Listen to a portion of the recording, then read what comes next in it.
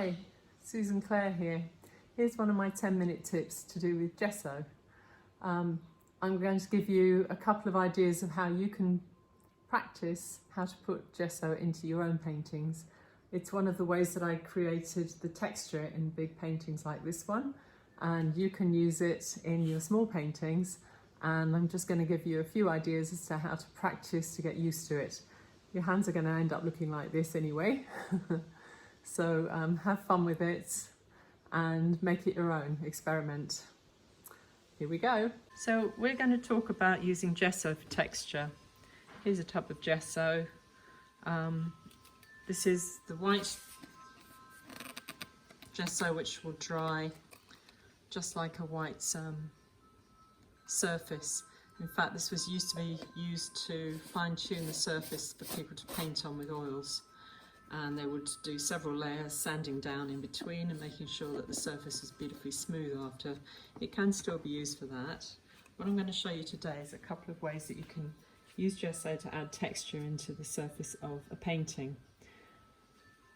In our marshes project, which we're going to be tackling this week as well, we're actually not going to do this step until fairly near the end, but just wanted to show you how you can use gesso to add some texture to the base of a picture and then paint on top. This is just a bit of random extra mat board that I've got here, so I could use that as a surface. We're going to be painting on stiff paper, card or canvas, it's up to you.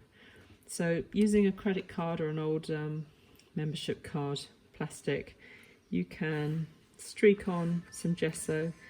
See, it goes on just sort of like paint, but a bit more gritty feeling.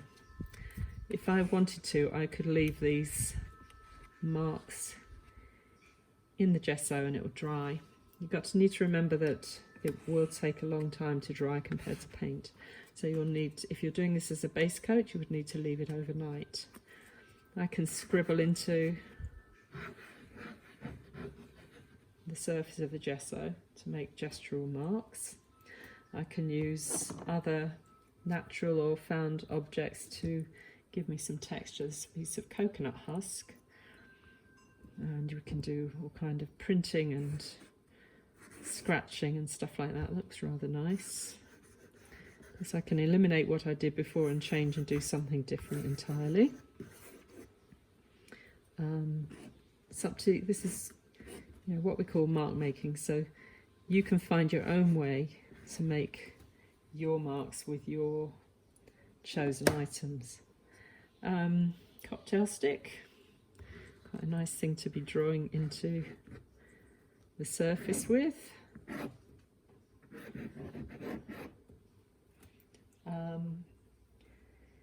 If you don't decide that you don't like anything you've done at all, pick up a little more gesso and just smooth it back over.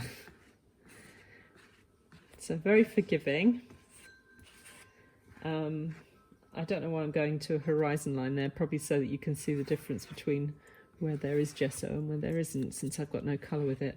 Another way to use gesso is to mix it with paint before you apply it, and that's how we're going to be doing it in our marshes project. But for now, I just wanted to show you a few different things you can do. A piece of old card, I can bend this card. I can use it to make different shapes and contours in the gesso. We're going to be using it a bit like this in our project for the marshes to give us some reeds and things like that. So I'm sure you can see how that would work. And remember, you can also use textured items to print texture into the surface. Just going to get a bit more gesso on there. You can use something like a sponge or here's a piece of bubble wrap.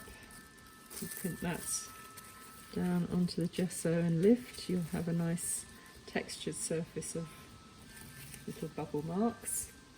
I've got two brushes here, but I wouldn't recommend using gesso with a brush unless it's a dedicated brush for that, because it will tend to not be all that great for your brushes, and you will need to make sure you wash it out really thoroughly if you use them.